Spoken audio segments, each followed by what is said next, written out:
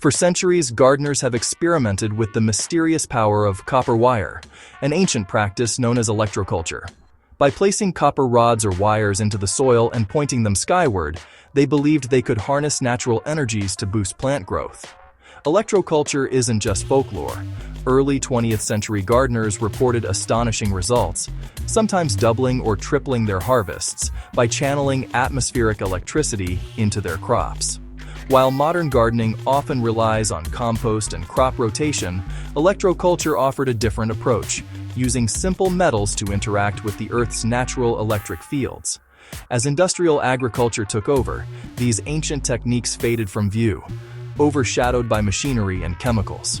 But what's the science behind electroculture? Copper, a natural conductor, may help draw subtle electrical currents from the atmosphere into the soil, stimulating root growth and nutrient uptake. Recent studies suggest that plants respond to electrical fields, and that these currents could enhance their vitality and resilience.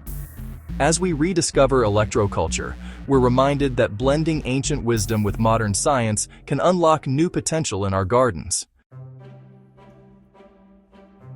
A gardener must always keep an open mind. Nature is full of surprises. Gardening isn't just about following rules. It's a blend of science, art, and intuition. The joy of gardening lies in experimenting, adapting, and discovering what works in your own patch of earth. When unconventional ideas like electroculture arise, it's easy to dismiss them as folklore. But curiosity is more productive than cynicism. Exploring fringe ideas doesn't mean abandoning proven methods. It means expanding our awareness. By asking what if and observing patiently, we deepen our connection to the garden. Let's approach the story of the copper wire with curiosity, not blind faith or disbelief. Our gardens are immersed in invisible energy: sunlight, wind, rain, and even the Earth's magnetic field. Plants are living antennas, sensitive to a range of environmental signals, including subtle electrical fields. Science shows that electricity can influence seed germination, root growth, and plant healing. The natural atmospheric electricity may act as a gentle signal, nudging the complex processes within plants. This isn't magic. It's biology operating at a level we're only beginning to understand. Electroculture touches on this real, though mysterious aspect of nature. Early pioneers observed that plants respond to their electrical environment, even if the mechanisms weren't clear. Their experiments were attempts to harness this unseen dimension for better harvests. Using electricity to boost plant growth isn't new.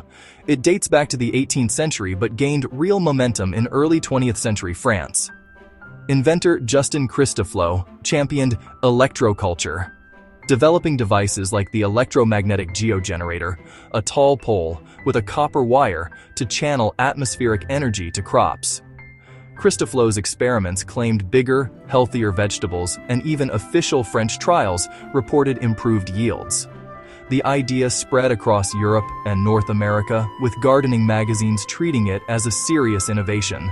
For a while, metal antennas dotted fields and gardens. But as synthetic fertilizers became popular, predictable, scalable, and easy to sell, electroculture faded from the mainstream. The chemical approach fit the new industrial model, while electroculture seemed quaint and unreliable. Thus, a promising chapter in gardening quietly closed. Electroculture is intriguing, but it can't replace the fundamentals of gardening. Good soil, sunlight, and water are non-negotiable for a healthy garden. Soil is a living ecosystem, full of minerals, organic matter, and countless microorganisms. Feeding your soil with compost and organic matter is the surest way to strong, resilient plants. Understanding sunlight and watering deeply are equally vital. Modern science gives us tools to measure and improve soil health. Techniques like electroculture should be seen as supplements, not substitutes, for these core practices. Master the basics first. Everything else is an experiment. Curious about electroculture? You can experiment safely with simple, passive antennas. No electricity required. Wrap copper wire around a wooden stake, point it skyward, and push it into the soil near your plants. Or try a Lakovsky coil, a loop of copper wire placed around a plant's base. The theory is, these coils collect ambient energy and guide it to the roots. Approach this as an experiment. Set up a control plot, use the same seeds and care, and observe any differences. Keep notes on growth, health, and harvest. The goal isn't to prove or disprove, but to observe and learn. This is the gardener's way. Try, watch, and draw your own conclusions. If you must choose between building a copper antenna or improving your soil, always choose the soil. A wire in poor, lifeless soil does nothing. The real magic is in healthy, living earth. Compost, manure, and organic matter fuel the microorganisms that make nutrients available to plants. Good soil structure allows air and water to reach roots, supporting robust, resilient growth. If electroculture has any effect, it's only as a minor supplement to already fertile soil. Focus your energy on building rich living soil. It pays the greatest dividends. Before winding wires, tend your compost heap and nurture your soil. A deep, fertile earth is the gardener's most valuable asset. Why did electroculture fade despite some promising results? It's not always about failure. Sometimes good ideas disappear because they're hard to standardize, scale, or commercialize. Electroculture's effects were variable, depending on weather, soil, and crop, unpredictable for industrial agriculture.